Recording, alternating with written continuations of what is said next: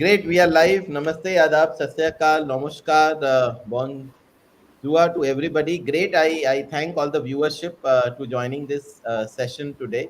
Extremely excited to welcome you all. Mad, I am Ashish Banka, HR Samparkian, a proud HR Samparkian and National President. I am the host for the today evening Mad series, and thankful to all of you for showering so much of love and making it such a cult in this arena of HR fraternity. Today we have an excitement session, and as we say, most of the bongs who are there, there's a adda going to be. Adda is synonymous to something which we say a fun element.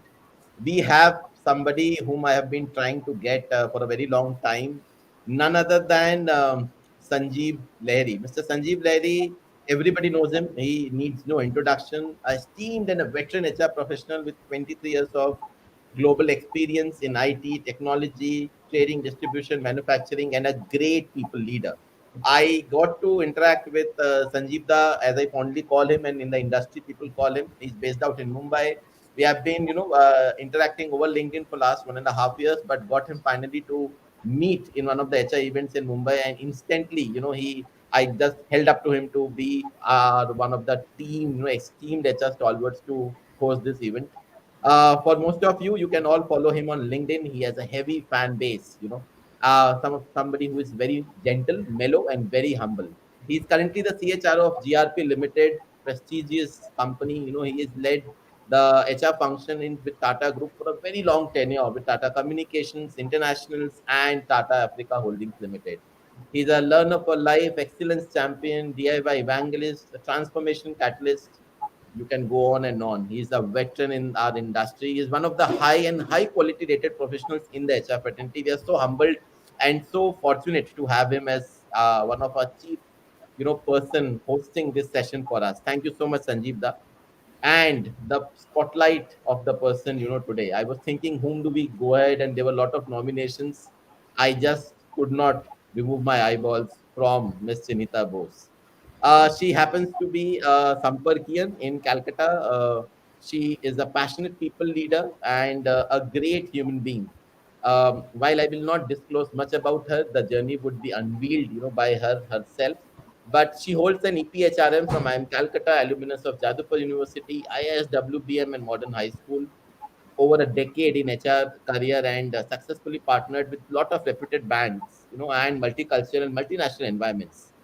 She started her career with CK Billa and feels proud to be the first woman colleague inducted in their legally personal department. She also was associated with Disun Hospital, Himadri Specialty Chemicals, Darts IP, and Flip Carbon Integrated Solutions. Currently, she is an HRBP with Vikram Solar. She is instrumental in creating a lot of ideas, an active member, of a lot of committee and initiatives which we do in Calcutta. She is also a fitness expert. While I'll not unveil much about her, I am so glad that I could host both of you and make it an exactly an a bong kind of feeling. This journey, while we will see Chinita, this also embarks a very important aspect of women leadership. HR is all about. We say, I was there in one of the events and we said HR is influenced highly on women leadership, but why? Why we can take this, the answer we will come to know. Why there is a heavy inclined over women leadership, what do they bring onto the table, what we as men need to learn, and nobody else would be better in a position to give us takeaway rather than Sanjeev Da. Humble to welcome both of you, and thank you viewers for taking time out for this session. Over to you, Sanjeev Da, and all ears, and an avid student to learn from this session altogether. Well, thank you, Ashish. Thanks, millions, and thanks, Janita, for being ever agreeing to be a part of this show with me. Greetings to everybody. We are live now. So, whenever we talk of human resources, a lot of things come into the head, and for me, I really find it extremely encouraging and insightful to learn from someone who has got into HR and has actually climbed up the ladder very fast, maybe knocking at the door of being a business leader, a CHR official. When I was going through Chidita's profile, the first thing that actually caught me attention, if I have to just use it in two words, it is just multifaceted, and that makes this conversation extremely exciting. Chinhita, absolutely a privilege to be with you on the screen and on the show. Welcome. Good evening, everyone, and thank you, Sanjeeb and Ashish, for making me part of this wonderful journey. And I look forward not only to share my journey, but to learn, unlearn, relearn things from all of you. Thank you. Great. Chinhita, you have a very unique name. So can you just decipher it for us a little bit? Okay, actually, that is the first question I'm asked in all my interviews till date. What is the meaning of your name? And not only in interviews, whenever I meet people, the first thing they ask me, what? I have to again, come and tell my name. So, I would say my name means Chinhita means the marked one or the chosen one. So in Bangla, it is Chinhita kore rakhar moton. So, as in Hindi, it is from a chinha. So there are a lot of lighter moments about this because most of my friends used to call me, "You are the chosen one," a sacrificial lamb from the biblical context. And also, one of my teachers in school used to tell me, "Are tu to dagi ashami." You are a known convict, the marked convict. So this has, and I would say there's been a lot of permutations and combinations of my name. Like most of my friends and family members call me Kichinchi. A lot of people call me Chini, Chinu, and it's like a lot of things. So, and if somebody gets my name correct on the first go, I'm like, wow, because there is so much of permutations, combinations of that name. But one thing I feel nice about is that people remember me because of my name. Shakespeare said what is there in the name, but I feel name has become a very integral part of my identity. That would that's the key story. But my father just he kept it very casually. His name is Chinmoy, so he wanted to match his name, so he gave my name as Chinhita. Of course, he didn't know how this would continue. Oh, man. Absolutely nice. So may the chosen one continue to be blessed. Now let us get into some serious discussion, which I actually ask every HR stroke budding professional that I meet. Why HR of all things? Okay, that's a very interesting question, I would say. I think HR for me was the only option. When I look back, I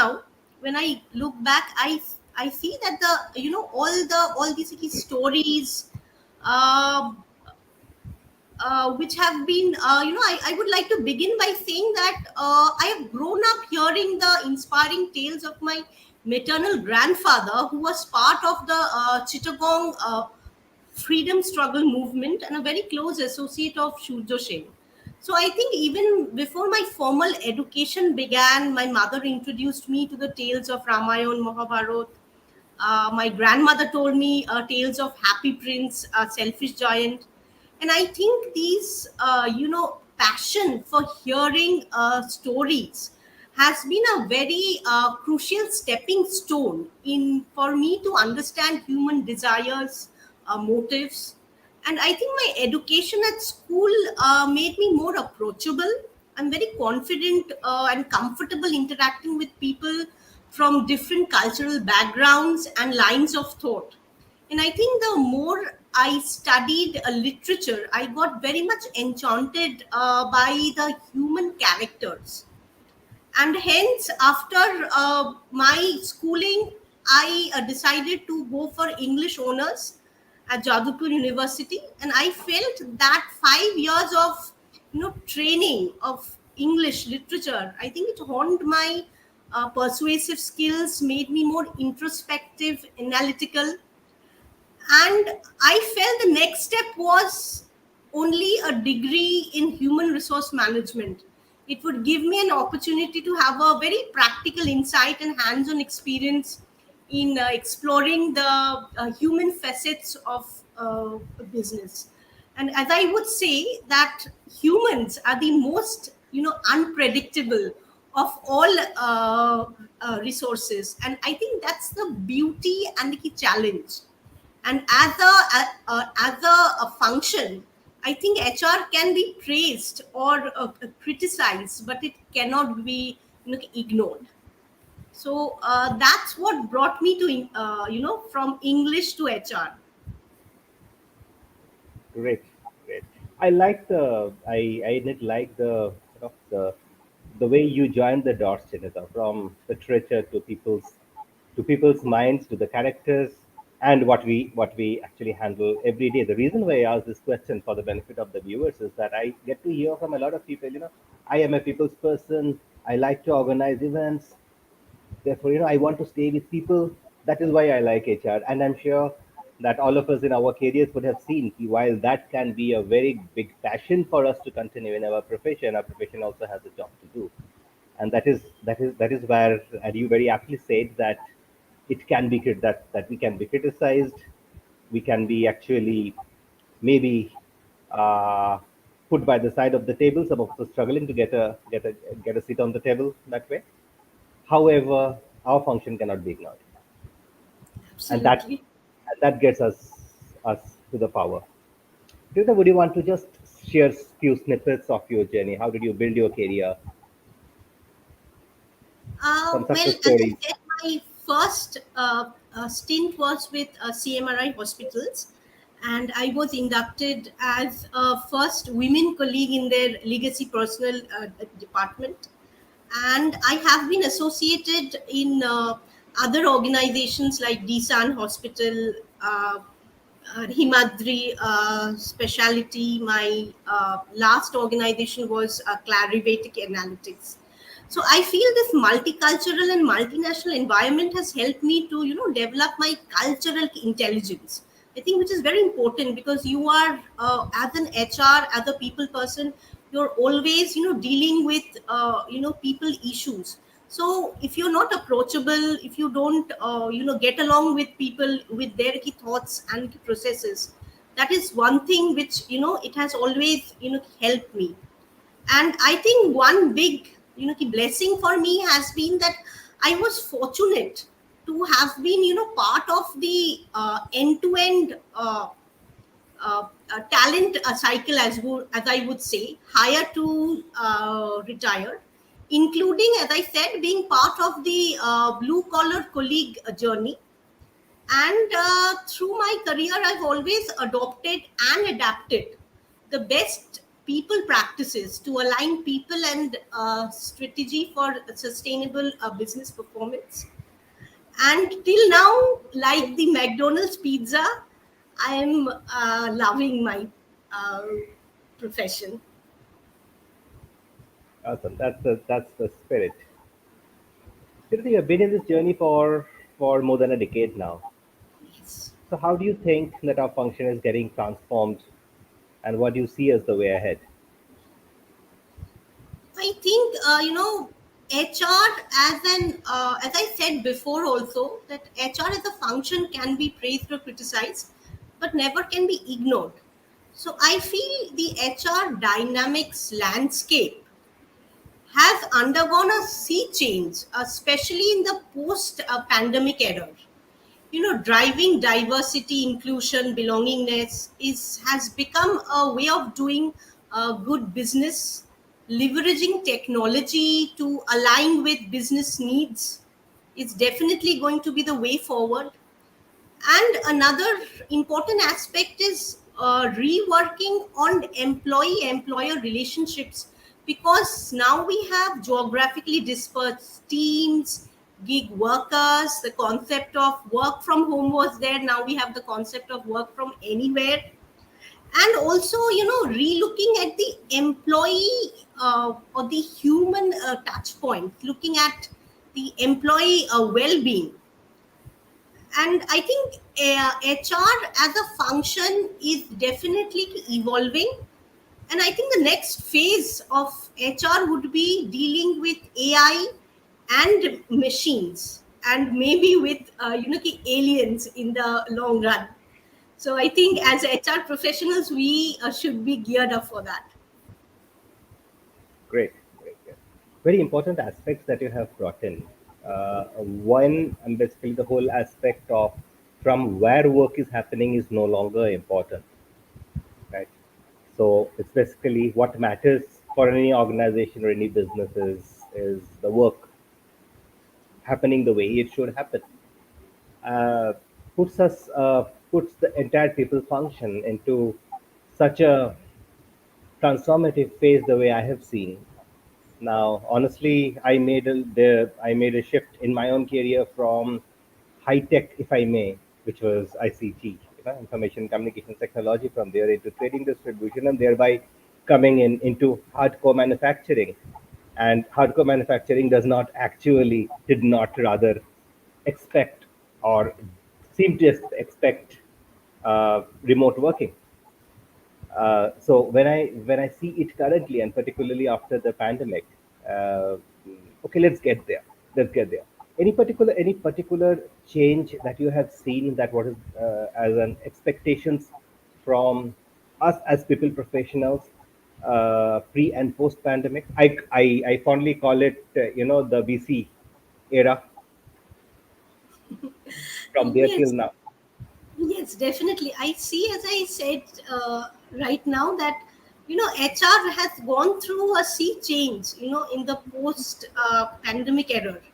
I think in the pre-pandemic era, the perception of HR in many of the industries was that HR is a support function, and the work from home is only a privilege for the IT industry. And I think employee well-being was something which was always limited to ESIC and Mediclaim for most of the organizations. And post pandemic, however demonic it is, we had a lot of lives lost, we had a lot of our dear ones seeing in hospitals, and it was the pandemic.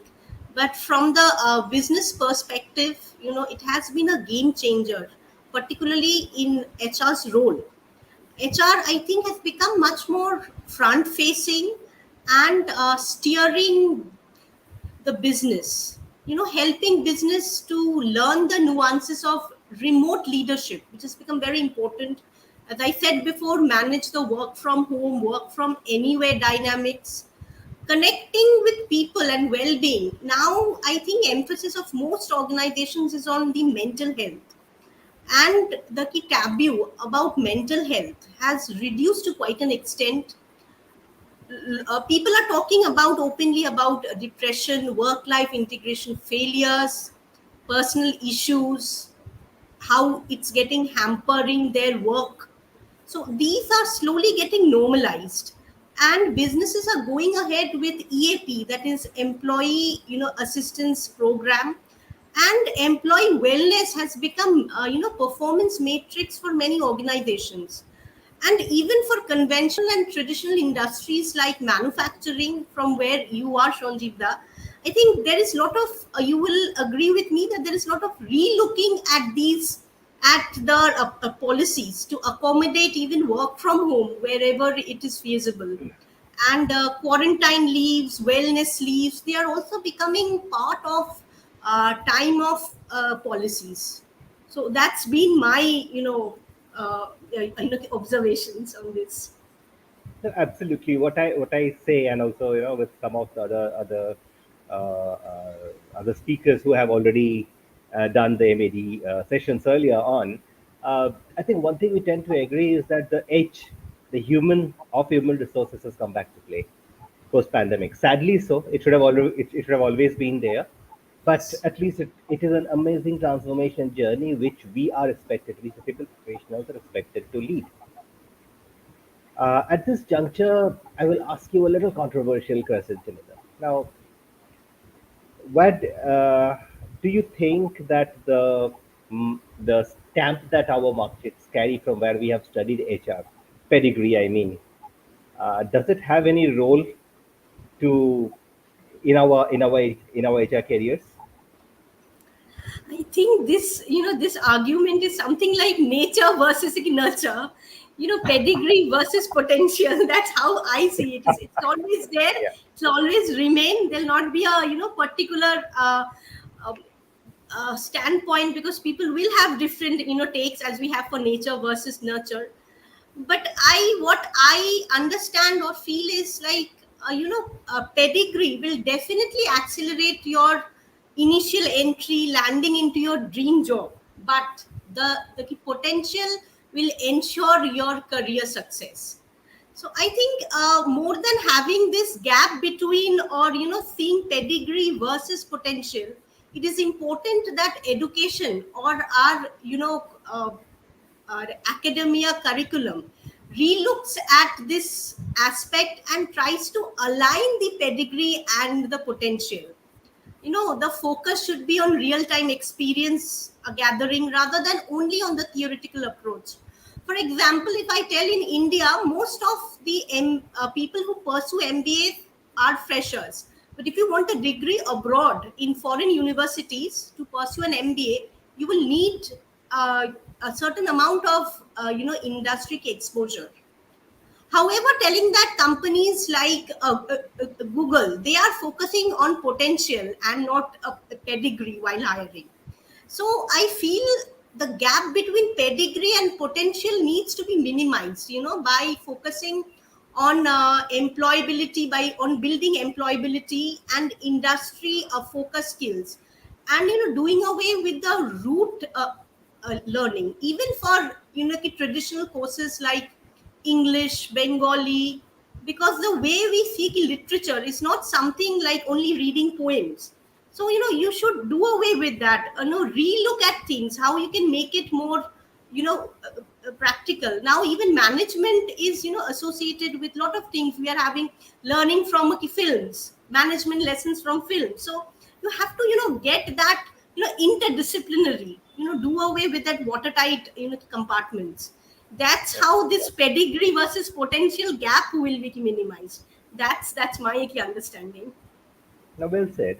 And I would tend to believe that a lot of us in the audience might have this point, because I come across, I have an opportunity to interact with students from all over the country, at times from various other parts of the world, and particularly which I see from our great nation is that I don't have a XYZ stamp on my CV. So then, till when can I expect my career to grow? And my only point is that, look, it all depends upon how you utilize your knowledge at work, and the value that you bring at work is going to determine, how your journey or your growth is going to be. So, friends, do not ever have this in your head that a particular stamp is the only get pass to success in career. Ashish. I have a question from the audience on related to this. There are a lot of questions coming, but I found this question quite good. And the question is to you, Chinita, is the success ladder will be different. There is a normal notion, what he wants to explain, that the people who have pedigree tend to have a better success ladder in comparison to the people who do not have it, and this is on a majority of an angle. So if one is not from a pedigree, does he contain his success, or what he or she should do differently, so that the challenges of not having a pedigree can be monitored? So this is his question, the essence of this question, if you can throw some light on this. I think Shonjita answered it very well. I mean, also even I have done it. Like it is definitely pedigree. As I said in the very beginning, it might land you in the entry level in your dream job. But if you don't have the potential, you'll never be able to rise up your career ladder. Of course, you might say that I'm not from this XY institution, so I've not got my dream job. But if you stay relevant, if you know what to do, if you stay relevant and work towards that, I don't think that pedigree and potential after some years do not matter. In most companies, after a few years of experience, it will not matter. And as I say, this problem or this question would not have arise if our curriculum tries to bridge that gap. It shouldn't be a versus thing, potential versus pedigree. Why this versus? Why it cannot be aligned? That is my key question to the academics over here. So try Great. I to think make. that's a great insight, Sunita. But the question again, there is a leading question which has come an interesting subject, because we as HR professionals have been, hovering around this, and this is, at a certain point of time, dents most of the career. Some organizations mention in their quality job role opportunity that we will need to have, you have to be a pass out of XYZ institute only, and Yes. then only your candidature will be processed. And there are very good potential people who are left out based on that preliminary selection criteria. So is this the time for torch bearers as HRs for our respective employers to step up and break this kind of taboo? Like how it is very difficult, because sometimes the thought process is that the people who come from all these institutes are touch better in terms of potential. But what we should do as employers at this point of time, because what you said is realistically correct, but in reality that the action point is different. Yes, absolutely, Ashish. I do agree with you that as HR professionals, we should go back to business and ask them to relook at things. And also as torch bearers, we should go ahead and say that, hey, have some assessments. You can always shortlist people on the basis of various psychometric test assessments. Have it across the have it across the institutes, and pick out the best Thank you, without Sunita. Thank you. I think that's a good indication you have given, that we need to make our selection criteria robust, not only inclined to this pedigree. Thank you, Sanjeev. The over to you. No, my two cents on this, Ashish.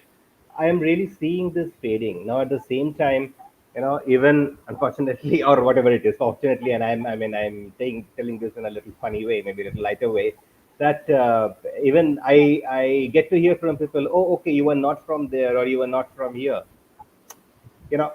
So, and my only humble response to those stalwarts is that, look, would I have done anything differently if I was from there? Yeah. And after beyond the and Chinhita did allude to that beyond a point in your career, I think these the the pedigree or the stamp on the CV, the way I call it, I'm the stamp on the mark sheet, is won't have as much of a relevance. More importantly, it is fading away.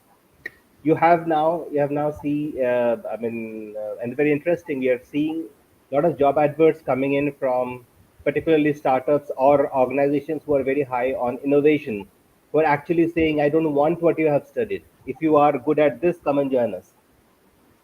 And I think that's the way when we are talking of talent. And the other point that both, I think, Chinita and you have touched upon, which I firmly believe, that all kind of talent has an expiry date.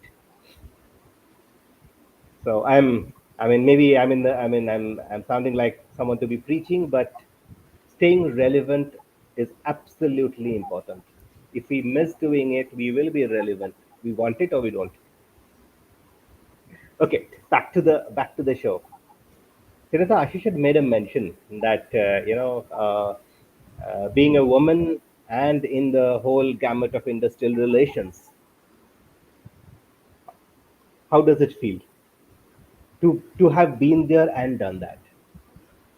Yes, I think I would not call it a unique experience, because until we normalize IR, like HR jobs, this kind of approach will always remain. Oh, you're doing IR. So I think, of course, I started my career with CK Birla Group of Hospitals, and I was instrumental in ideating and implementing the RNR initiatives exclusively for blue collar employees. But I would say the selection process was tough, as the top management was very skeptical about recruiting a female candidate for IR. But I would say, as the saying goes, that when the want gets stronger, the how gets easier. So I was finally inducted into the department, and I think most importantly, down the years, I was able to instill confidence in my employers to recruit more females. That's my key take. And if I say that there are a lot of people who come back and say that there are very less women in IR, so I would Mhm. say that there are two sides of this argument. I think one side is the organization side, which needs to encourage women hiring participation. We don't do any glamorization of the job, we don't market it well by focusing on the importance of IR. It is very, very important.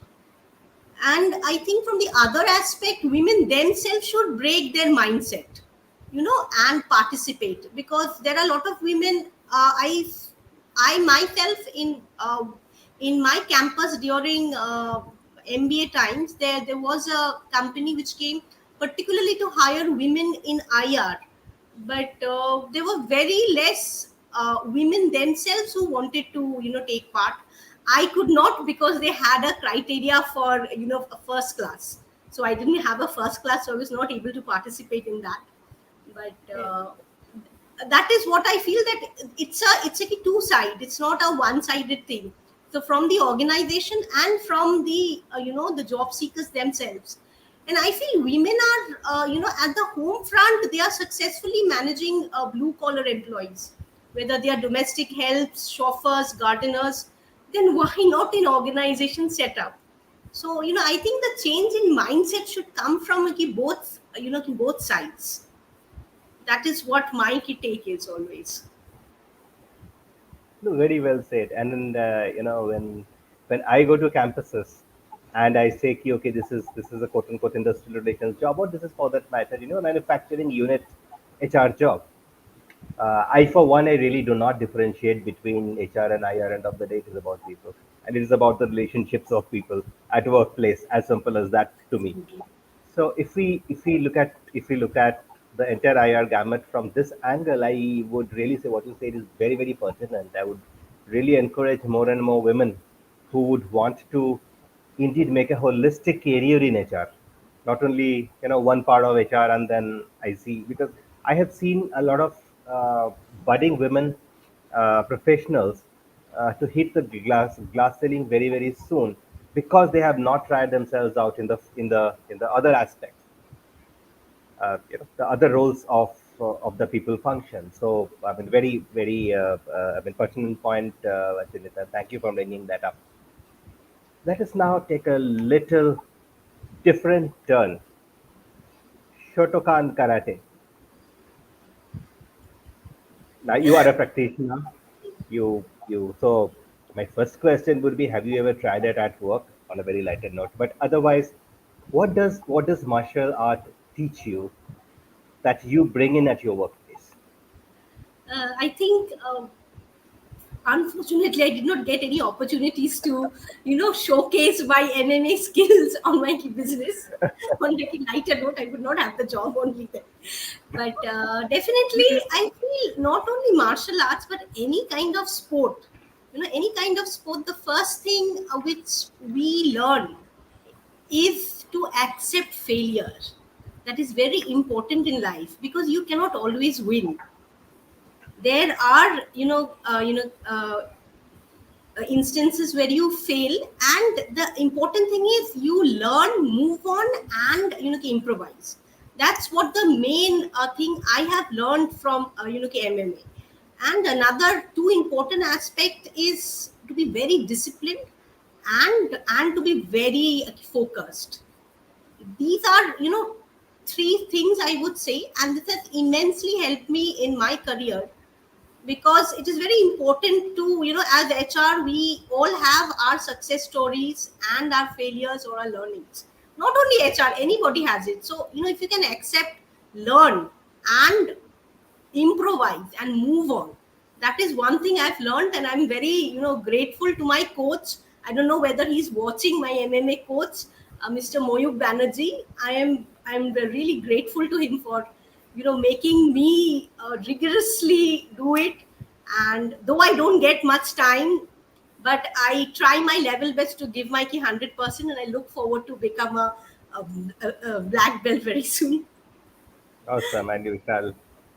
Great. Great. Chinhita, while you are there, there is a question which has come up, and I have been always been, first, I think she is the first HR I came across in my 14 years of career to have a fitness freak, and trained fitness freak, HR I have come across. And another one which I have to mention was, my ex-colleague in Voltas, Shashwat Kumar. He was also, Yes, yes. he is also there. While we all go to Sunita, a very interesting, funny question has come. While we are all serious, but on this note, that do employees feel frightened when they know HR is trained martial arts? Or no, the other question is are you able to convince the management much better aspect when they come to know that our HR is a trained martial art? Does that help you in convincing the management on your initiatives? I think I always see it in the other side. I think when my business or my colleagues know that I'm a mixed martial artist, they feel like it's secured. I think that's what makes me more better. I don't think they feel that we get threatened. They feel somebody's there to help us out always. She will go ahead, front face it. If anything happens, she will jump for our cause. So I think that's a way you look at things. Don't feel frightened, always feel secured. That's what I tell my husband also. Thank you so much, Sunita. Great. I told her the same when I came to know that God saves Amitabh. That's how so she told, no, no, he is in safe hands, in safest hands now. So that was her response was. A very interesting question which has been. I'm glad that all Samparkis have joined. Thanks, Devaditya, for joining. Shubhrata has also joined us. There's a question from Dr. Subrata Chattopadhyay. He happens to be a very active member of Sampark family in Calcutta and one of the renowned accommodations. He has asked a question which I would like Sanjeeb you to take it up. Is why retention is a challenge which employees quitting even less than a year very often in either in I'm not sure whether he would be asking in the respect to the corporate aspect, but why retention is a challenge nowadays, and employees are quitting in less than a year. I think, I mean, a very apt question. I think whole the whole concept revolves around uh, the story of expectations at work. What do I expect, and what are my needs? Now, again, in the before COVID era, you would have seen that we would have settled. People would have really literally settled for any kind of a job, even if it means much intrigued uh, uh, interference, for want of a better word, in the personal space. So you are employed when you were expected to work 24/7, and I'm talking sector agnostic. I think post COVID we have all learned the way how important it is for us to take care of ourselves, how to prioritize our own priorities, which may be different from somebody else, and organizations that have not really been able to catch up to the speed, or have not been able to really create the people processes based on what people indeed want. I'm sure they are facing the heat. At the same time, the whole millennial generation is a different, quote unquote. Once again, I don't want to mean anything, but a different breed to be with. They are born in the age of computers. They are born in the age of fast things. For us, okay, if you don't get promoted for another year, it's okay. It's still okay. It's a good organization. I would look at safety first, but here aspirations have really taken a big stroll. So yes, the and thanks for the question, Doctor. I think a lot of self-searching, soul-searching is happening within organizations who are driving this week. Because it comes to the question of relevance, if we are not able to stay relevant to the needs of the people as an organization, if you're not able to really cater to what the current generation or my workforce needs, we will not be able to hold the talent. That's for sure. Thank you so much, Sanjeeb. The first, there's an interesting question which I also wanted to ask, and I amalgamate this, with the audience question and my question. The first part of question is, CHRO, is a kind of a tag which every HR professional wants to have under its belt. It is the epitome of the success. How do you feel being a CHRO? What is, so that is the first question somebody has asked.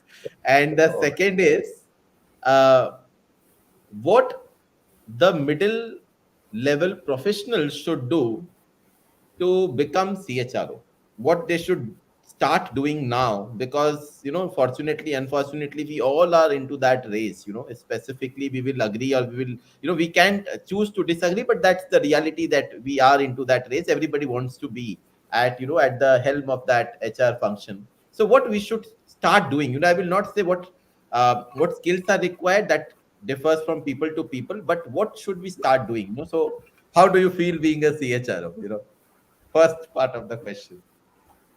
well, how do I feel being having the CHRO tag to my name? I wanted that, and that has been indeed a very what should I say, thoughtful career choice. I had an opportunity to continue to be a specialist in a function, yeah. But however, this urge, this little tingle in the brain, that actually pushed me to not to unlearn, but to live away whatever I had learned, and created an expertise on to start learning again the few things that I did not that I haven't done earlier, and to aspire to that level. It's a very humble answer to that question. And for me, it is for me. I mean, see, for me, as you say, my whole quest is to stay relevant. Uh, because once again, I mean, what I knew and what was valid even 2 years ago may not be valid today or a year down the line. So that's what I think is my own story. Chinhita, would you want to attempt this? You've also come a long way. Yeah, that is something. You know what? I like. It's totally my understanding of it. I think as HR business partners, if one wants to move to a CHRO, key position, which we all want, that's our, dream thing. I think we should seek out for diverse roles also, like talent management, comp and bend, shared services. So this, I think, gives us these, other area, experience in other areas we broaden. And one thing I feel that as HRs, we need to boost our quantitative and technological skills. Most of us feel very petrified, at least me, because of the numbers, and the finance goes sometimes at a tangent. So we need to, equip ourselves with this financial, matrix, have more technological insight, understand how, data insights help to predict future trends. And from your personal perspective, I think cultivate a continuous improvement in yourself, in your organization, as Shonjita rightly pointed out. Stay relevant, network, read, join associations, seek out learning opportunities. And also it's very important to always cultivate this flexibility, stamina, transparency, and I think always be very curious, because only if you're curious you can think out of the box, think how things could have worked better. And pandemic, one of the things which pandemic has made all of us is to innovate. There's no other way, innovate and adapt. There's no other way to survive. I Yeah, think I was, yeah, just I sure. will top up, Ashish. Just 30 seconds. As HR professionals, we always tend to, or rather, most of the time that I have seen, we tend to look at the aspects of okay, I mean activities, if I may, right? We shall do this. Now, what relevance does it have to the business? So therefore, if we're able to just really think a little bit differently on why are we doing what we want to do, and what is that connect to the business, how it is going to affect the business. I am not saying always help, may not be, but I think that is something that we need to learn that skill, because the this is not taught in the schools, friends. We are not taught about business in the schools, and I know we are, as Janet also rightly said, whenever we see the finance class, we really shrug it off, saying that it is not for us. But going forward, understanding the business, if you do not understand money, because the business is in the business of making money. Think of any businesses that you want to, even if you are an entrepreneur. It is as simple as that. Sorry, Ashish.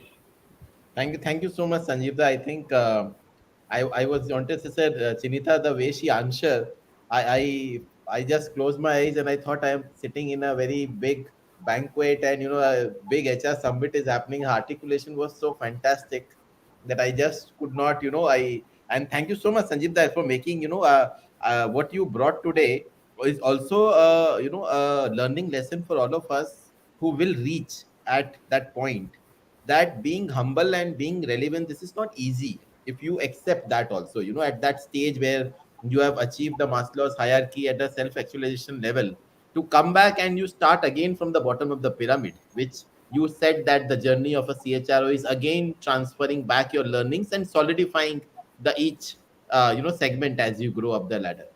While we could not realize the time is also on the fag end of the session, and while we close, enough learnings, I think, for professionals and students both, because nowadays everybody is relevant. Startups are there, a lot of startups gives opportunity to freshers. So the learnings today will always be there for everybody, all of us. One who if somebody knows, as Chinita said, if you know to read a balance sheet, you will be an entire professional, better valued compared to the other people in the industry.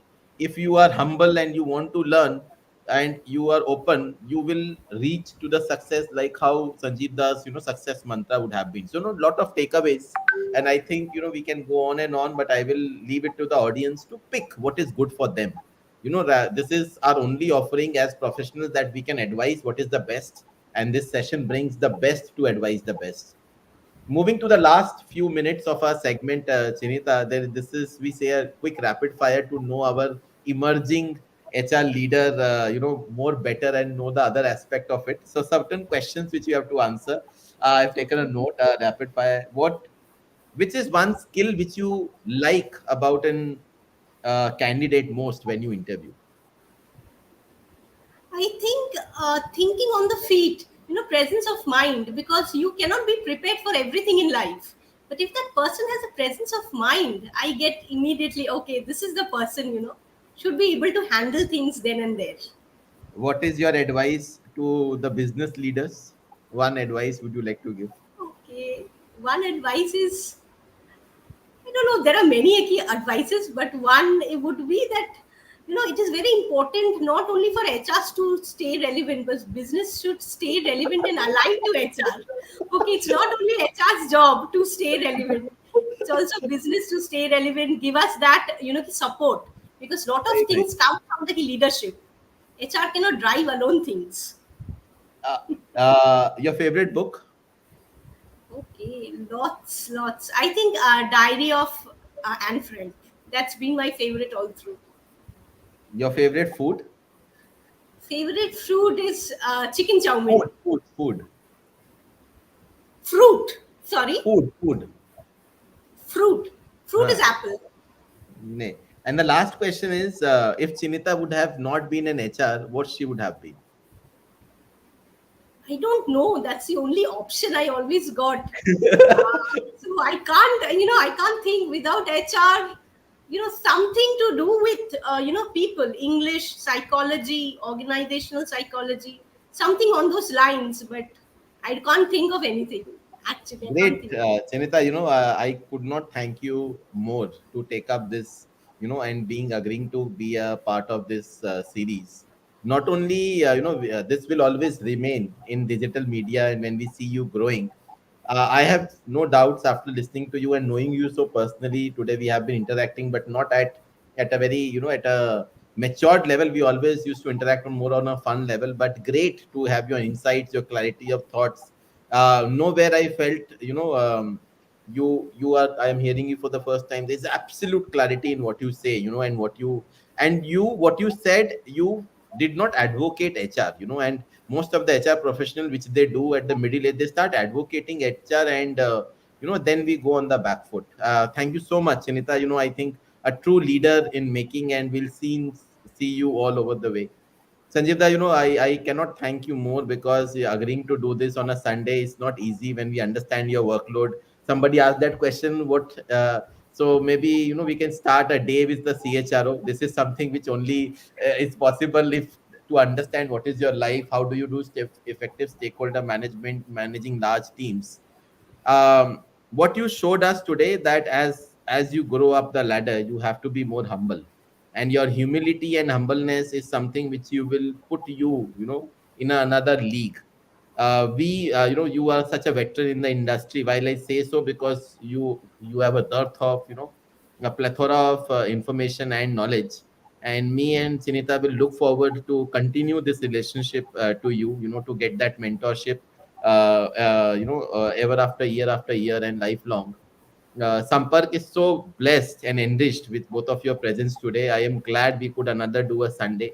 Sometimes it becomes difficult, but we have, HR professionals like both of you to come down and talk about it. Uh, uh, Maybe a last words from you, Sanjeev. In terms of your final advice to all HR professionals, to all of us, maybe that would be an apt closing statement from you. See, I'm nobody to give any advice, Ashish, and thank you for all the kind words you use. It makes me more embarrassed than anything else. But honestly speaking, it's really wonderful to see the talent that the people function in India has, and with all of you. And I am humbled with the opportunity to have been able to spend some little time with all of you, and I look forward to more. I get to interact with people, at the universities and all, quite a few of them, and I'm very very sure that our the people function in our country is going to be miles apart than what we have in the world, very very differently. Number one.